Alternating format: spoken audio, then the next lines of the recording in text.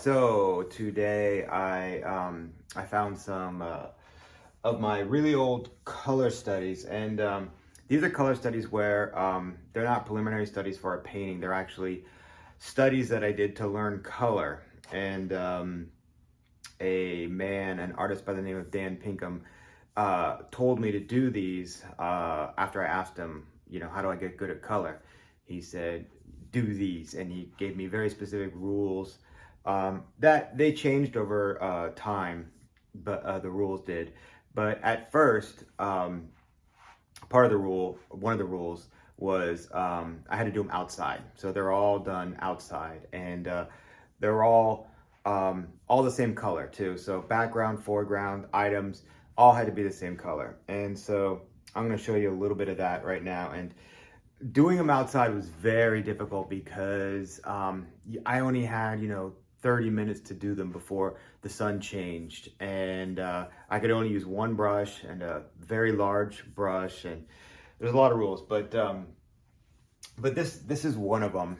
And spaghetti squash and like a lime, or maybe it's a lemon, I'm not sure, but these are done real quick. So, and this is 2012, so long time ago, but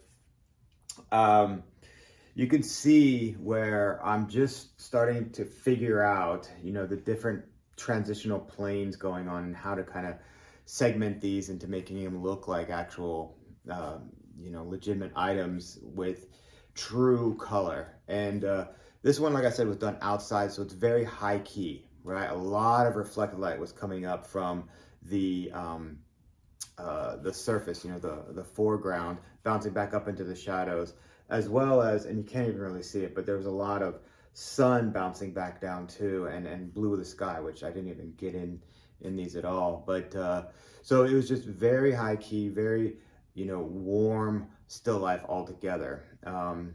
Bright sunny day. It was like 12 o'clock. But this is how they started, right? This is one, like I said, 2012. This one is a later one, and this one I actually did inside, and it's this is I forgot, I don't think it's a spaghetti squash, it's some other kind of gourd or something, I forget, but this one's a little bit better in terms of I had a little bit more time with it, but you can see the individual planes going on as they transition into the shadows, and every single plane is a different color, right?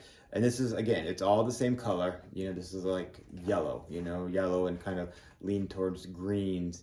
I don't know what the temperature of the light source was. It looks like it's just kind of bluish maybe, but this yellow is pretty cool, and this yellow is pretty, it's kind of warm, but this is cooler. So I think it's cool light. Again, this one was 2013, so not too much longer. But one of the rules with these was I couldn't blend any edges, and so none of the tiles could be blended together. So they had to transition together, right? So everything is basically blended via a transitional color. Like you can see the shadow color here, the light color here, and this transitional color blending the two together, just visually blending. And with these, with the individual planes of color, I like to think of them like, they're family members. They all belong to the same family, but you can't mix them together to blur them out. They have to be their individual person or entity, whatever you want, but they all have to be individual items. And that was really critical for me, understanding just color harmony in general, but also doing these color studies. And you can see more on the bottom, bigger tiles, but all different colors. This one's a little more yellow, this one's a little more kind of reddish brown, more green, and remember, nothing exists in isolation. So things look the way they do because of what they're next to. These colors look warm because this color is cooler, right? These colors look warm because this color is dark and cooler than these colors. So everything works like that. And I made a little still life kind of set up with cardboard and everything. So no artificial colors were bouncing, or artificial light sources were bouncing back in. Everything was pretty much, within that little environment that I created with the single light. But I just found these, and I thought that they would be interesting and maybe helpful to show. I'm probably going to talk a little bit more about them and get a little bit more specific into